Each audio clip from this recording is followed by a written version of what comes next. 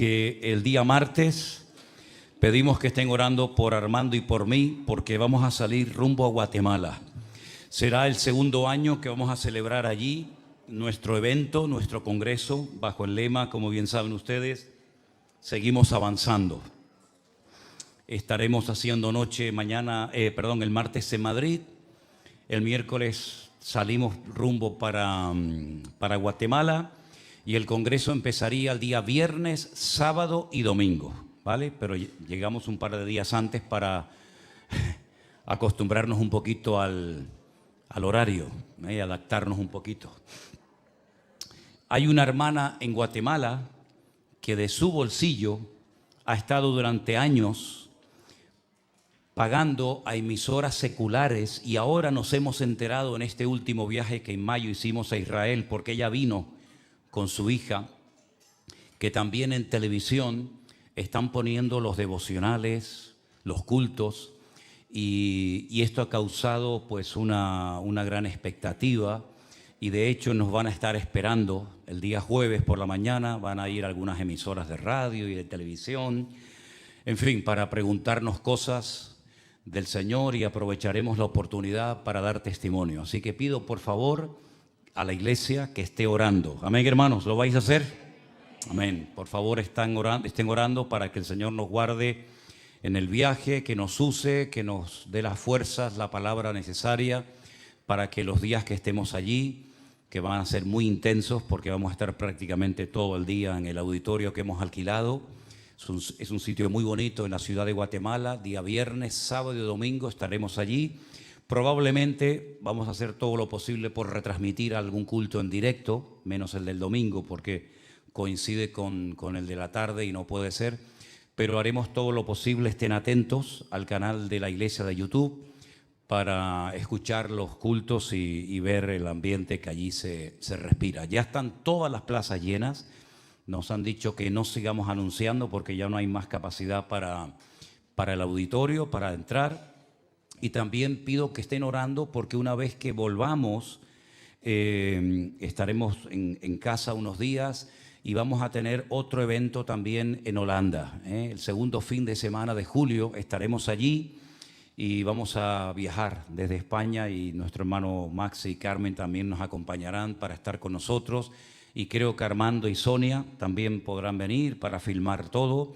Así es que bueno, damos gracias al Señor por todas las puertas que se abren, y seguimos orando por todos los pastores, por las congregaciones. Este mes nuestro hermano Anderson y Alberto van a viajar a Madrid. Los estoy mandando a los dos en esta ocasión. Es la primera vez que van los dos a Madrid, ¿verdad? Y nuestro hermano Marcos por primera vez va a visitar a nuestros hermanos, un grupo precioso que tenemos en Bélgica, en Bruselas. Así que hay muchos motivos para orar, ¿eh? No se cansen de orar, no bajen la guardia, porque nosotros notamos cuando la iglesia está orando por nosotros, y también notamos cuando no están orando tanto por nosotros, ¿de acuerdo? Así que por favor estén orando por todas estas actividades, que el Señor nos dé sabiduría y la gracia. Y también ya de paso aprovecho para pedirles oración por el congreso del próximo año. Yo sé que algunos dicen, bueno, pero queda mucho tiempo. No tanto. Créame que ya estamos haciendo todos los preparativos para el próximo año en Madrid, en el Escorial, llevar a cabo el cuarto evento. Ya tenemos a 2 predicadores invitados y probablemente venga alguno más. Nuestro hermano Iván se desplazó el otro día desde Alicante para ver el lugar. Ya lo tenemos reservado, y como siempre nuestra hermana Saray va a ser la encargada de anotar. Todavía no están abiertas las plazas, pero ya se están apuntando mucha gente, aunque todavía no están abiertas oficialmente. Mira, ahí lo tienen, ¿no? Entendidos en los tiempos. Ese eslogan o dibujo o como sea, entre Mario y Matías lo elaboraron, y a mí sinceramente me gustó muchísimo. ¿Les gusta, hermanos? Bueno, si no les gusta ya es demasiado tarde, ¿no? Pero ese es el lema del cuarto congreso, entendidos en los tiempos. Vamos a montar un stand con cosas de Israel. Va a venir un pastor de la ciudad de Beersheba en Israel para compartir la palabra. Él, aparte de eso, trabaja para el Ministerio de Turismo, y él va a estar con nosotros probablemente en dos ocasiones. Así que por nada del mundo se tienen que perder el evento del año que viene, porque creo que va a ser muy especial. Todos han sido especiales, ¿verdad? Todos hemos salido muy contentos, muy bendecidos, muy renovados, pero también queremos invitar, y ahora a lo mejor Sara y Priscila me dicen: papá, ¿qué has hecho? ¿Qué has hecho? No digas nada, papá. Bueno, Sarai no me llama papá, ¿no? Pero me refiero a Priscila, ¿no? Hasta ahí podríamos llegar. Todos los que quieran venir de todas partes del mundo, llamen a Sarai, que Sarai les va a dar plaza seguro. Ahí les dejo el problema a Sarai, ¿no? Hermanos queridos, les invito a abrir sus Biblias si la han traído, y si no, presten atención a la lectura que voy a estar leyendo en el día de hoy en Primera de Samuel, capítulo 28. Hay dos libros que tienen el mismo nombre, Primera de Samuel, Segunda de Samuel. ¿Por qué se puso estos números a este libro, no? Si al fin y al cabo es como una historia que una va detrás de la otra. Bueno, por la extensión, por el peso de los pergaminos, se decidió que hubieran dos libros, pero fueron probablemente escritos por el mismo autor, y son libros que a mí siempre, de toda la vida, prácticamente desde que me convertí, siempre me han llamado la atención. Por supuesto, todos los libros de la Biblia son especiales, pero Primera de Samuel, a mí personalmente, siempre me ha bendecido, y mira que lo he leído veces, pero hay cada historia, es increíble. En Primera de Samuel, el capítulo 28, yo voy a estar leyendo a partir del versículo 3, y el título del mensaje de hoy es Un hombre desesperado. Veamos lo que hace este hombre, que fue ya el colmo de los colmos. Versículo 3, la palabra del Señor nos dice lo siguiente: ya Samuel había muerto, todo Israel lo había lamentado, y la habían sepultado en Ramá, su ciudad. Y Saúl había arrojado de la tierra a los encantadores y adivinos. Se juntaron pues los filisteos y vinieron y acamparon en Sunem, y Saúl juntó a todo Israel y acamparon en Gilboa. Y cuando vio Saúl el campamento de los filisteos, tuvo miedo y se turbó su corazón en gran manera. Consultó Saúl al Señor, pero el Señor no le respondió ni por sueños, ni por Urín, ni por profetas. Entonces Saúl le dijo a sus criados: buscadme una mujer que tenga espíritu de adivinación, para que yo vaya a ella y por medio de ella pregunte. Y sus criados le respondieron: he aquí hay una mujer en Endor que tiene espíritu de adivinación. Se disfrazó Saúl y se puso otros vestidos, y se fue con dos hombres, y vinieron a aquella mujer aquella noche, y le dijo: yo te ruego que me adivines por el espíritu de adivinación y me hagas subir a quien yo te dijere. Versículo 9.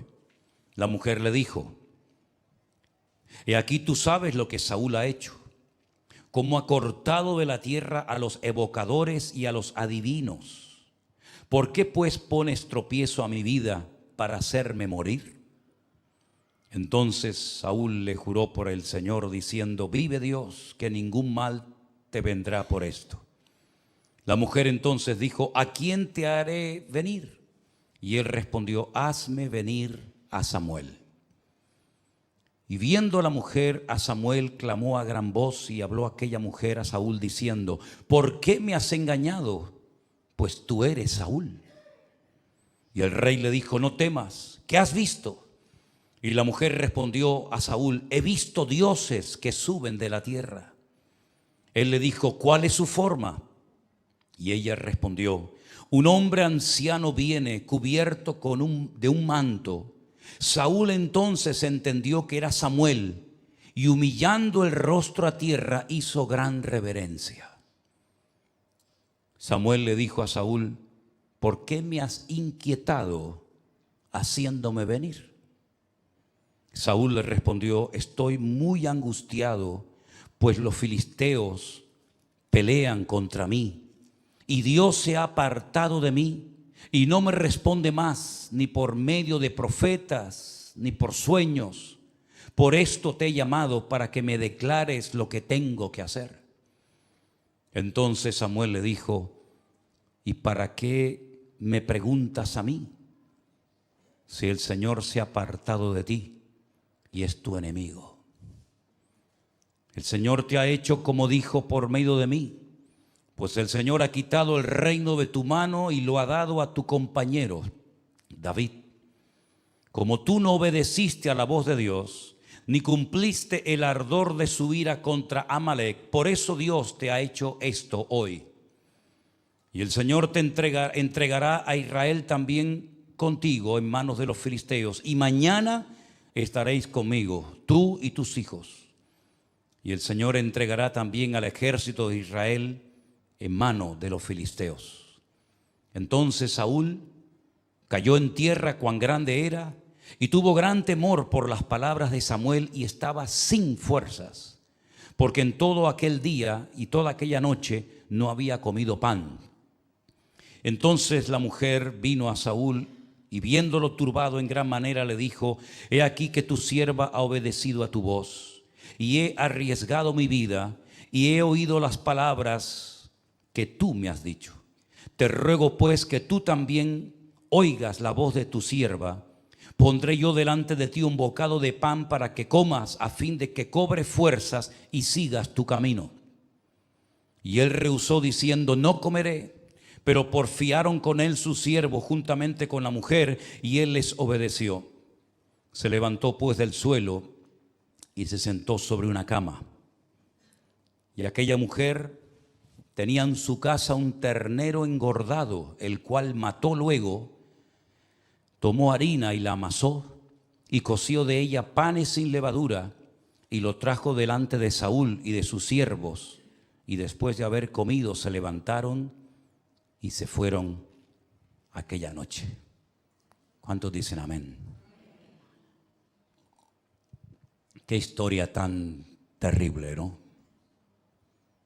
El rey de Israel disfrazándose, ocultando su identidad y pidiéndole ayuda a una adivina, entrando en una auténtica sesión de espiritismo, porque dice la Biblia que ya Dios no le respondía de ninguna de las maneras a Saúl, porque se había apartado de él. Realmente la situación de Saúl era catastrófica.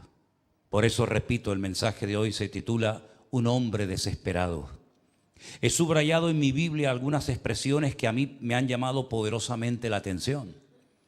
Por ejemplo, dice la Biblia en el verso 5 que tenía mucho miedo y se turbó su corazón en gran manera.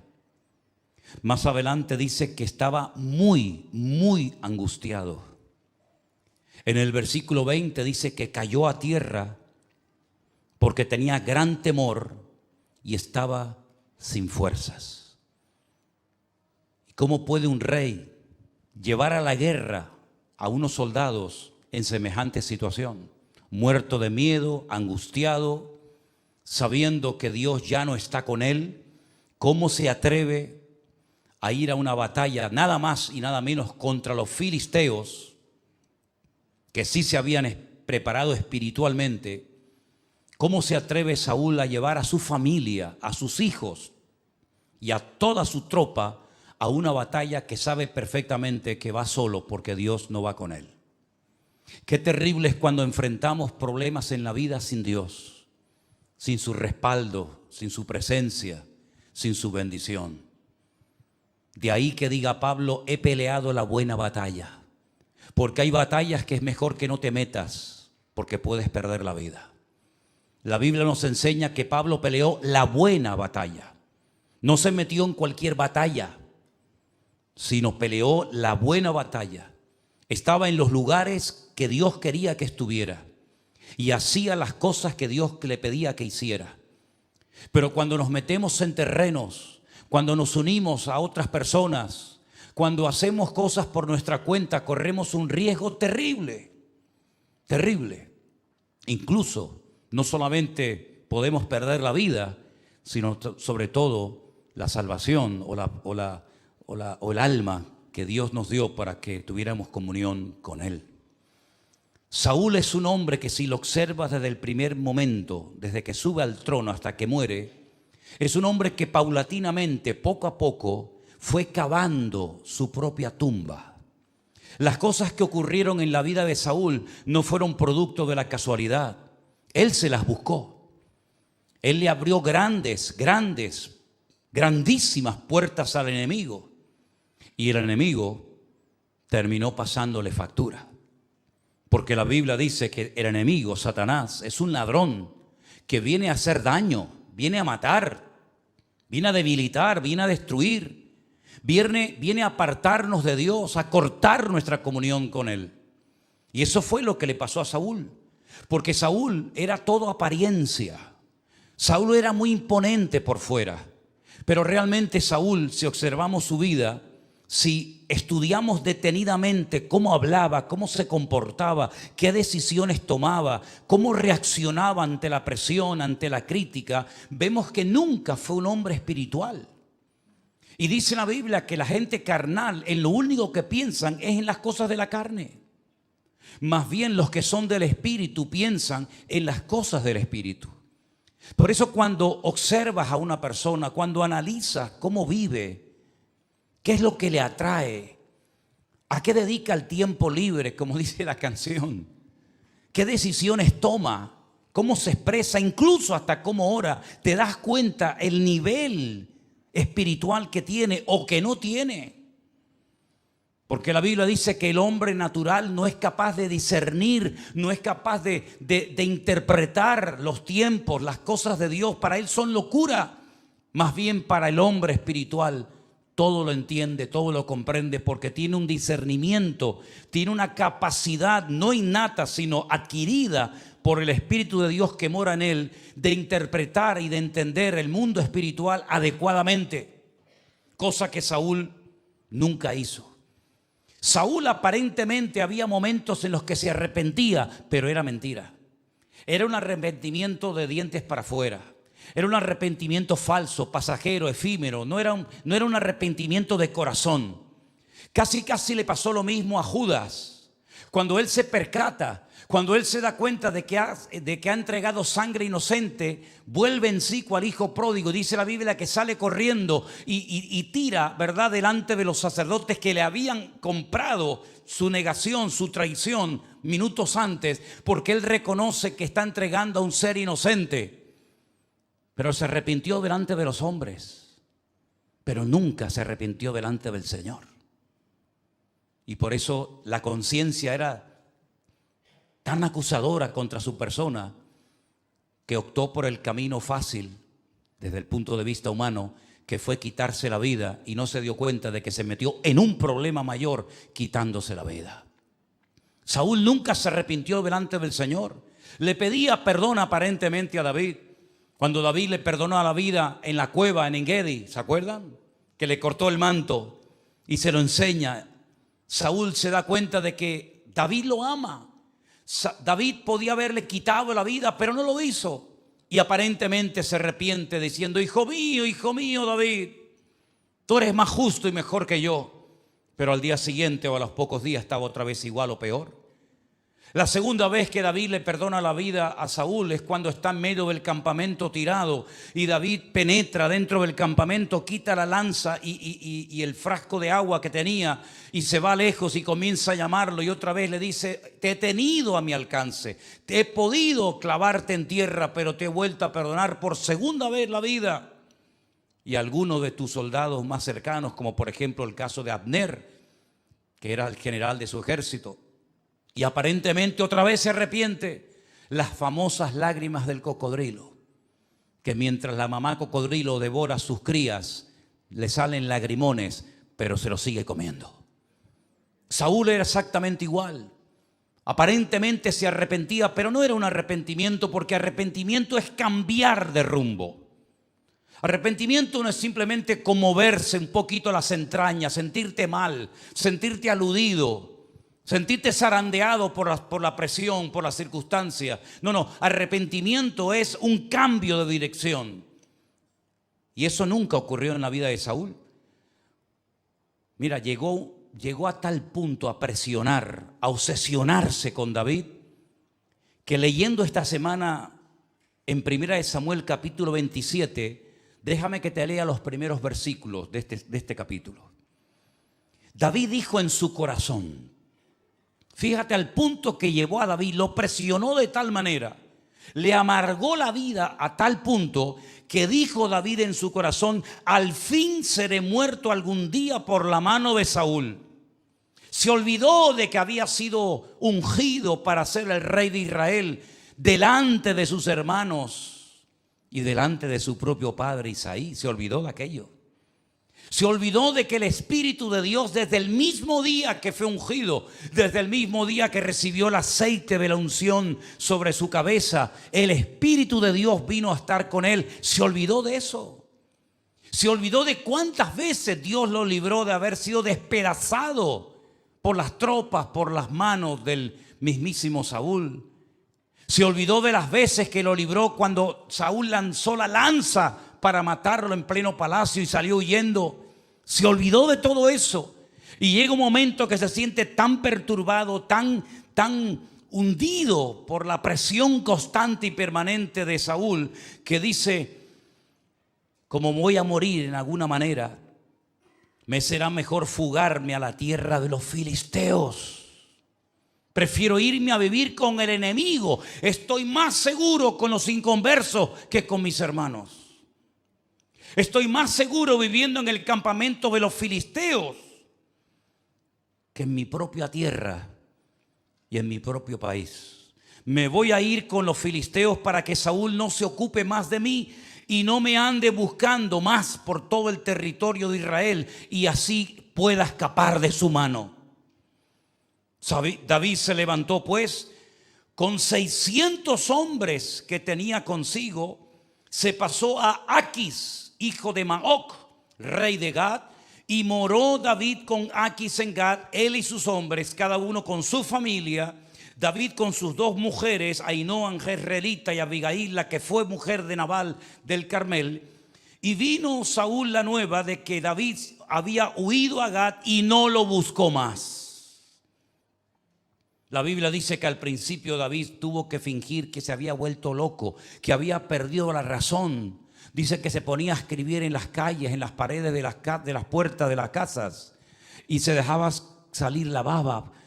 Y dijo el rey, ¿no tengo yo suficientes locos que me habéis traído otro loco más? Y dice en el versículo 7, fue el número de los días que David habitó en la tierra de los filisteos 1 año y 4 meses. Durante ese 1 año y medio prácticamente Saúl no molestó, no persiguió a David. Pero fue en ese tiempo cuando David busca a Dios. Desde la angustia invoqué al Eterno y el Eterno me respondió. También hubo un momento en la vida de David en la que él también fue un hombre desesperado. Pero la diferencia entre la desesperación de David y la desesperación de Saúl es abismal. Porque mientras uno le dio lugar a la ira, le dio lugar a los celos, le dio lugar al espíritu de muerte, fue a buscar ayuda donde nunca tenía que haber ido, como por ejemplo a la famosa adivina de Endor, David se refugió en el Señor. David se dedicó a buscar la presencia del Señor. David compuso salmos. David se renovó en el Señor. Y David con sus 600 hombres se convirtió en un guerrero que obtenía grandes victorias para el Señor Jesús o para nuestro Dios en el Antiguo Testamento. En otras palabras, cuando tú te encuentres desesperado, cuando piensas que ya no hay nada que hacer, busca al Señor, porque el que busca halla. El que llama se le abrirá, y el que toca la puerta, Dios le abrirá la puerta y le responderá a sus oraciones. ¿Cuántos dicen amén? David también llegó a perder la esperanza. David también dijo: algún día este hombre me va a matar. No será hoy, no será mañana, pero algún día me va a matar. Prefiero irme a vivir con el enemigo. Pues te equivocaste, David. Porque dice la Biblia que el Señor siempre protegió a David. Y por eso cuando él se da cuenta de que no es huyendo, sino quedándote y confiando en el Señor, es cuando escribe aquel salmo que dice: aunque un ejército acampe contra mí, no temerá mi corazón, porque el Señor es mi luz y mi salvación. Amén, hermanos. Así que no importa la situación de desesperación, de angustia, de tristeza, de dolor en la que te encuentres, si buscas a Dios en medio de tu angustia, si invocas al Señor, el Señor te responderá y te enseñará cosas grandes y ocultas que tú no conoces, porque nuestro Dios no está sordo, sino nuestro Dios oye el clamor de sus hijos. ¿Cuántos dicen amén? Si anotáramos y se hiciéramos una lista de todas las oraciones, incluida la circunstancia, el momento, el lugar en el que muchos hombres y mujeres invocaron al Señor, nos llevaría muchas horas elaborar esa lista, o capaz días, semanas o meses. ¿Recuerdan ustedes a un hombre desesperado en el vientre de un enorme pez, a punto de ser devorado por este en lo profundo de la mar? ¿Quién va a sacar a Jonás de semejante situación? ¿Quién va a bajar allí y encontrar a Jonás? Jonás estaba condenado a la muerte. Y dice la Biblia que estuvo 3 días y 3 noches metido en aquel vientre.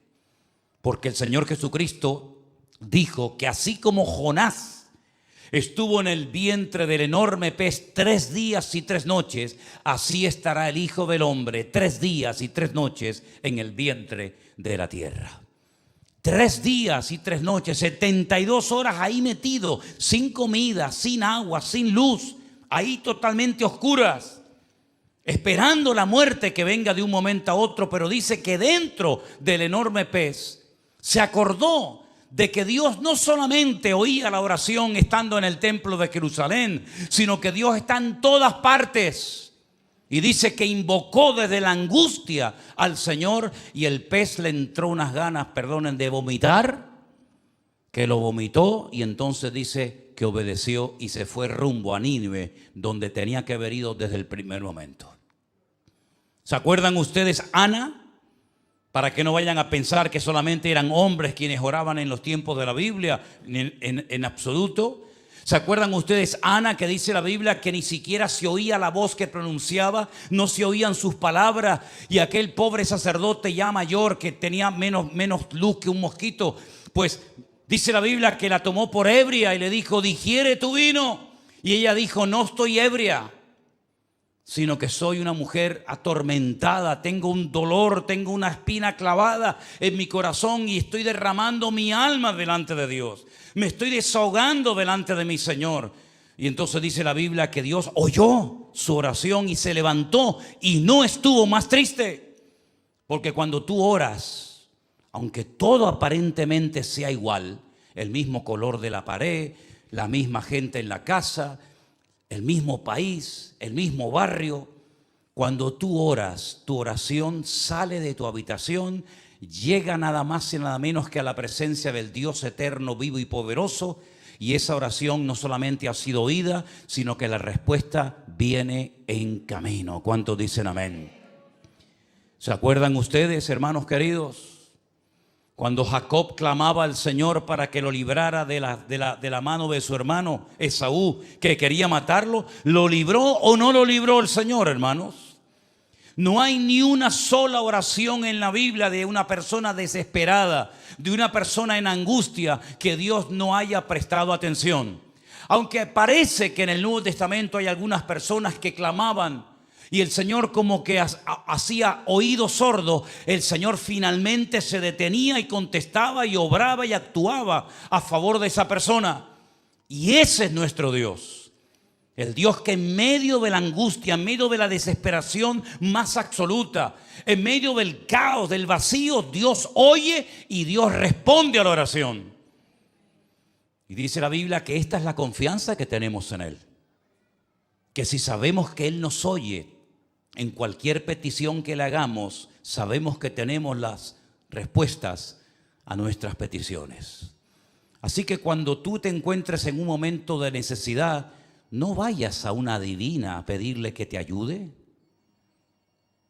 No vayas a un curandero. No vayas a uno de estos que salen en televisión diciéndote: te voy a arreglar tu vida, te voy a leer la mano, te voy a echar las cartas, vamos a hacer un trabajo, vamos a hacer esto, vamos a hacer lo otro para que tu marido vuelva, para que él no se vaya con otra, para que tengas trabajo, para que tengas buena salud. Ni se te ocurra meterte en ese camino, ni se te ocurra meterte en ese pozo negro. Porque si Dios no te responde aparentemente desde tu punto de vista, no es porque Dios esté sordo, ocupado o de camino, como le decía el profeta Elías a los sacerdotes de Baal, sino porque Dios a veces guarda silencio, repito, no porque esté sordo, sino porque Dios ha tomado buena nota de tu petición. Y el Señor, como dice una canción, cuando Él guarda silencio es porque Él está trabajando. ¿Cuántos dicen amén? Así que, mis queridos hermanos, no huyas del Señor. No dejes que tu situación se apodere de ti y apague tu fe y te robe el gozo de tu corazón y entres en amargura y entres en tristeza y entres en una desesperación de la cual no sabes salir, porque se puede salir del pozo más profundo, se puede salir de la cueva más tenebrosa, pero ojo, tenemos que aprender a no cometer los mismos errores que cometió Saúl. Y uno de los grandes errores que continuamente cometía Saúl era la desobediencia. ¿Te cuesta obedecer, hermanito? ¿Te cuesta obedecer, hermana? ¿Eres desobediente u obediente por naturaleza? ¿Qué te parece? Están calladitos todos, ¿eh?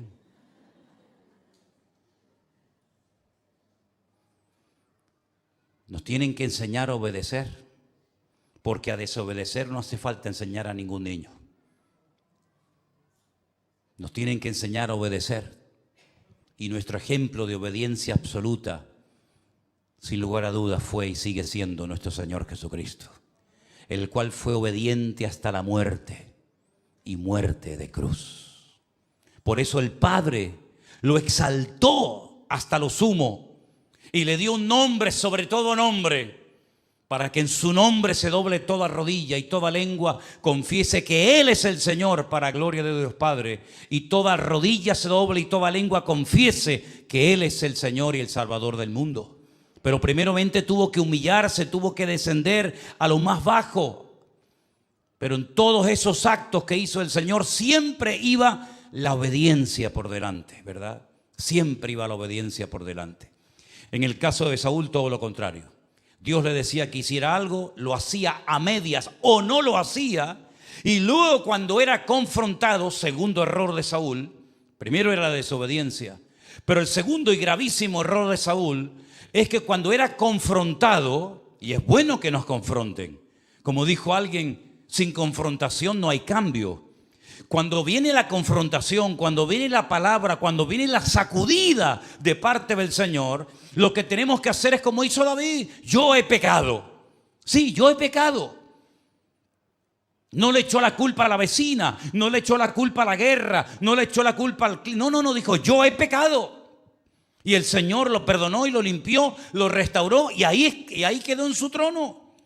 Y eso es lo que tenía que haber hecho Saúl. Pero cuando llega el profeta Samuel y lo confronta y le dice: pero el Señor te dijo esto y tú has hecho todo lo contrario. Te dijo: no tomes nada del enemigo, y tú has traído animales y has traído esto y aquello. Incluso he oído que has perdonado la vida del rey Agag, el cabecilla de los amalecitas, y no tenías que haberlo hecho.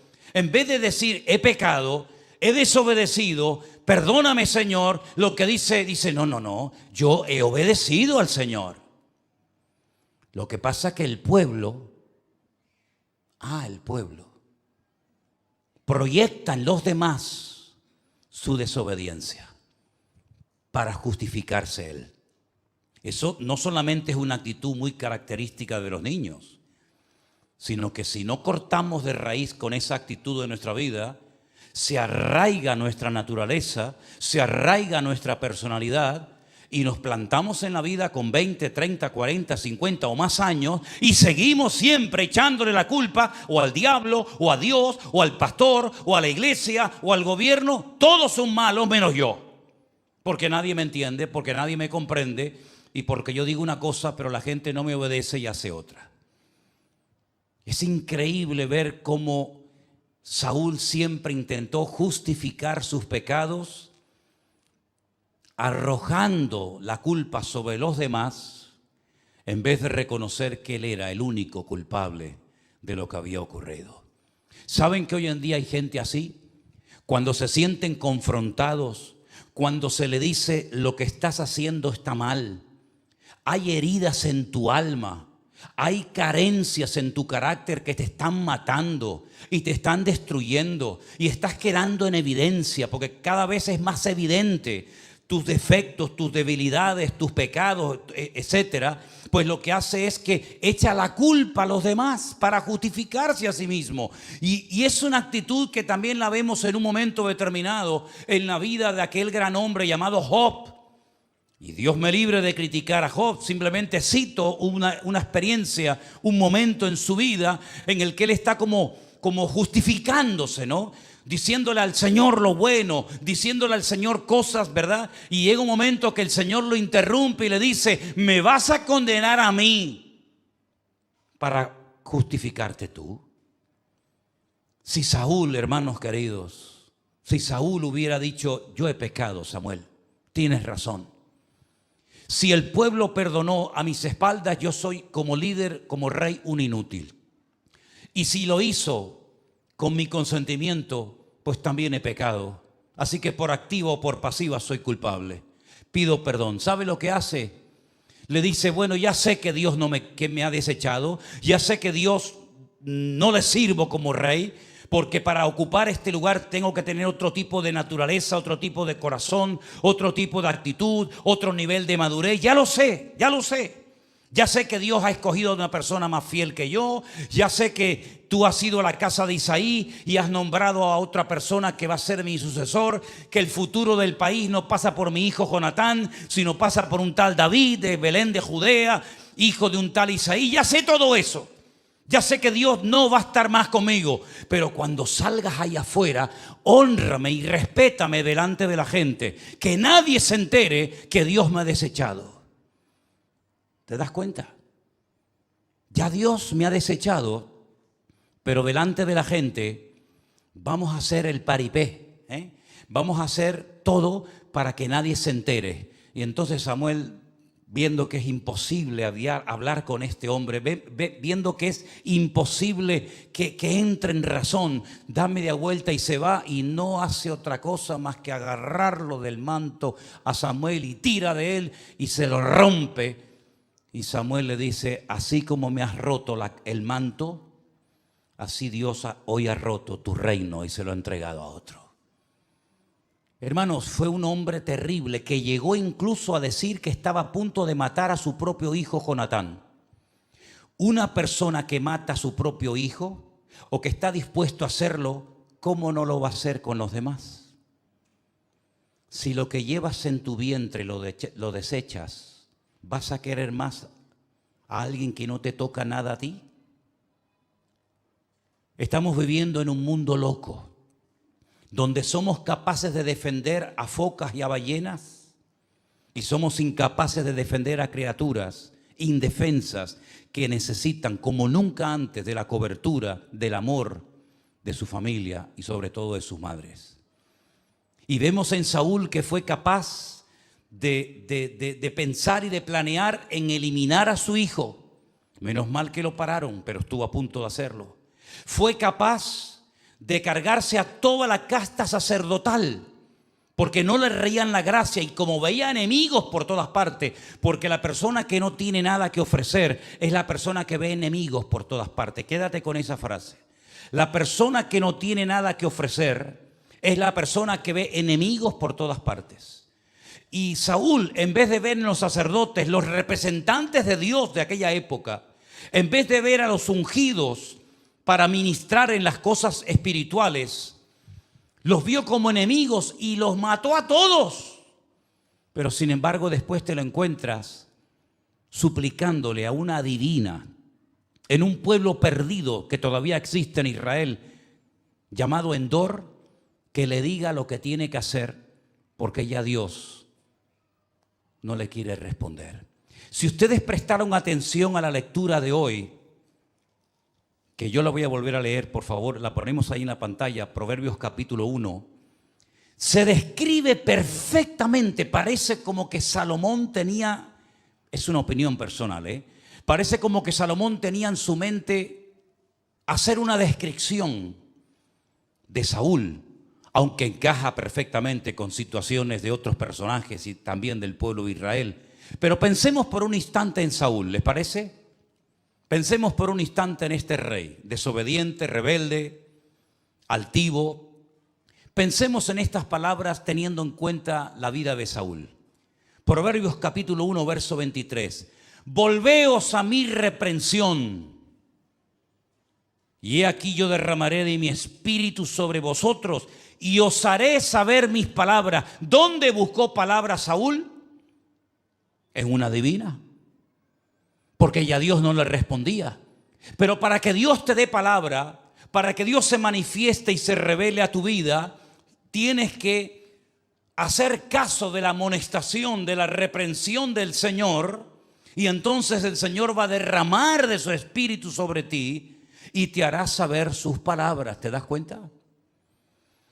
Pero por cuanto llamé y no quisisteis oír.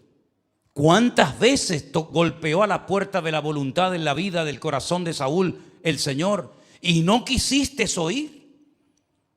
Extendí mi mano y no hubo quien atendiese. Desechaste todo consejo mío y mi reprensión no quisiste. También yo me reiré de tu calamidad. Me burlaré cuando te venga lo que temes. Cuando viniere como una destrucción lo que temes, y cuando tu calamidad llegare como un torbellino, cuando sobre ti viniere tribulación y angustia, entonces me llamarán y no responderé. Me buscarás de mañana y no me hallarás, por cuanto aborreciste la sabiduría y no escogiste el temor de Dios, ni siquiera mi consejo, y menospreciaste toda reprensión mía. Ya sé que son unas palabras que van dirigidas a la totalidad del pueblo de Israel, pero ¿verdad que parecen que son palabras que se pueden dirigir y que definen y describen a la perfección la actitud del rey Saúl? Pues cuidado, queridos hermanos, porque nos puede pasar a cada uno de nosotros exactamente lo mismo. Si el Señor te habla, no endurezcas tu corazón, dice la Biblia. No lo provoques a ira, porque Dios te puede tratar con amor y con misericordia o con ira. Tú eliges, tú decides qué tipo de trato vas a tener de parte de Dios. Un trato amoroso, de gracia, de misericordia, de perdón, de restauración, ¿verdad? O estás provocando a Dios, porque a Dios se le puede provocar, y lo vas a provocar de tal manera que te estás cavando tu propia tumba, como lo hizo Saúl, y al final vas a sufrir las terribles consecuencias de tu pecado, de haber abierto puertas a cosas que nunca tenías que haberle abierto puertas. Y para colmo, cuando te amonestaron y te llamaron la atención, no te arrepentiste. Entonces dice: el día que me invoques, yo no te voy a oír. Y el día que me busques no me vas a encontrar. ¿Por qué? Porque cuando te hablé hiciste oídos sordos. Cuando te reprendí y te exhorté no prestaste atención. Por lo tanto vais a experimentar las consecuencias de vuestro pecado en vuestras vidas. Y es tremendo cómo terminó este hombre. Un hombre que podía haber llegado a ser. Y ahí lo dejo en punto suspensivo. Ponga cada uno lo que quiera. Un hombre que podía haber llegado a... pero no llegó a nada. Al final murió amargado. Al final se quitó la vida. Exactamente igual que hizo Judas, que vio al maestro, escuchó al maestro, viajó con el maestro, comió con el maestro, estuvo con él años, por la mañana, por la tarde, por la noche, pero al final, por no querer cambiar, por endurecer su corazón, por darle lugar al amor al dinero, que es la raíz de todos los males, terminó quitándose la vida en la ciudad de Jerusalén. Bueno, pues este hace exactamente lo mismo. Tuvo nada más y nada menos que la ayuda incondicional, el apoyo de Samuel el profeta. Un hombre de Dios que durante 40 años, y si alguien, quiero decir esto, si alguien amó, si alguien apoyó y si alguien quería de verdad a Saúl, ese era Samuel. Porque Samuel, incluso sabiendo que ya Dios lo había desechado y que Dios había escogido a David, todavía seguía llorando y todavía seguía sufriendo y orando por Saúl, hasta que un día el Señor le dijo: ¿hasta cuándo, Samuel? ¿Hasta cuándo vas a estar así? Cuando yo te he dicho que ya lo he desechado y he escogido a otro siervo mío. Así que Saúl no puede decir: es que nadie me ayudó, yo no sabía, como dicen algunos. No, tú sí sabías, Saúl. Sabías perfectamente, porque nada más y nada menos que tenías al varón de Dios, al hombre de Dios, al lado de tu casa. Él te dio consejos, Él te dio palabra, Él te dijo lo que tenías que hacer, lo que no tenías que hacer. Hasta te dijo cuántos días tenías que esperar. Y todo lo hiciste a tu manera. Lo rompiste todo, teniéndolo todo. Cuando uno estudia la vida de Saúl, la verdad es que yo durante años sentí mucha pena por Saúl. Te lo digo de verdad, El otro día hablábamos en casa y decíamos: qué pena, ¿no? Qué pena de Saúl. Pero ¿sabes qué? No me da ninguna pena. Lo lamento. No me da ninguna pena. Pena me dan y tristeza aquellos que nunca tuvieron oportunidad para cambiar. Pena me da aquellos que están tirados y nadie se ha ido a acercar a ellos a hablarles del amor de Dios. Pero aquellas personas que tuvieron el mundo en su mano y lo rompieron en 1000 pedazos, lo que me da es dolor y rabia de ver que hay personas que, si hubieran tenido la mitad de lo que tú tuviste, podían haber llegado a ser grandes hombres de Dios. Y tú tiraste por la borda, al cubo de la basura, todas las oportunidades que el Señor te dio y no valoraste nunca nada. Hermanos queridos, Samuel se crió en un ambiente de inmoralidad, en un ambiente de corrupción, donde en el tabernáculo donde se crió con Elí y con sus 2 hijos, Ofni y Fines, todas las noches se hacían cosas terribles delante de los ojos de aquel niño. Y el padre no le llamaba la atención, y ahí estaba Samuel viendo aquellas barbaridades que allí se cometían. Pero dice la Biblia que Samuel nunca dejó caer a tierra una palabra de Dios. En otras palabras, valoró. Hay que encender el candelabro, allí iba Samuel. Se acabó el aceite, allí iba Samuel. Hay que cerrar la puerta, cerraba la puerta. En otras palabras, una persona diligente, una persona atenta, una persona que oía la voz de Dios y ahí respondía. Y se crió en el peor ambiente. A mí no me gustaría nunca que mis hijas o mi nieto ni los hijos de ninguno de ustedes se criaran en un ambiente de perversión, de promiscuidad sexual, de mal testimonio como el que se crió Samuel. Pero eso no le sirvió como excusa a Samuel para decir: yo también voy a ser un degenerado, yo también voy a pecar, sino todo lo contrario, voy a comportarme al revés del mal testimonio que me están dando. Y llegó a ser un ejemplo a Ofni, a Fines, a su padre, a Elí, porque es un hombre que amaba al Señor y buscó al Señor en medio de la depravación en la que le tocó vivir. Pero este Saúl, que lo tuvo todo, que era un don nadie, que nadie sabía de él, y que el Señor lo tomó y el Señor lo puso en el lugar más importante, de mayor preeminencia en el país. Le pone el Señor a Samuel a su lado, le da palabra, lo instruye, lo ayuda, lo ama, lo ora por él cada día y no valora nada. La verdad que es una tragedia lo que pasó con esta persona. Yo no sé si es 100% bíblico lo que voy a decir ahora. Tal vez es una simple opinión personal, pero yo creo que en muchos de nosotros el Señor se ha fijado porque ve que en nosotros, por supuesto con su ayuda, hay un potencial tan grande para hacer grandes cosas para su reino. Por supuesto para su honra y su gloria. Pero ¿qué estás haciendo con tu vida? ¿Qué estás haciendo con tu vida? ¿La estás invirtiendo en aquello para lo cual naciste? ¿Estás invirtiendo tu tiempo, tu vida y tus recursos en aquello para lo cual el Señor te salvó de la vida y te libró de la muerte? Porque a mí el Señor me libró de la muerte, ¿eh? Y probablemente aquí haya personas que si no hubiera sido por la misericordia de Dios, porque Él decidió allí en la eternidad decir, un ratito más, un par de añitos más, a ver lo que hace con este regalo. ¿Qué estás haciendo con tu vida? Si estás vacío, si estás, como dice aquí, turbado en el corazón, angustiado, en gran temor y sin fuerzas, es porque a lo mejor no estás haciendo la voluntad de Dios en tu vida. Porque es verdad que uno se cansa. Mentiría si dijera lo contrario. Pero dice la Biblia, diga al débil, fuerte soy.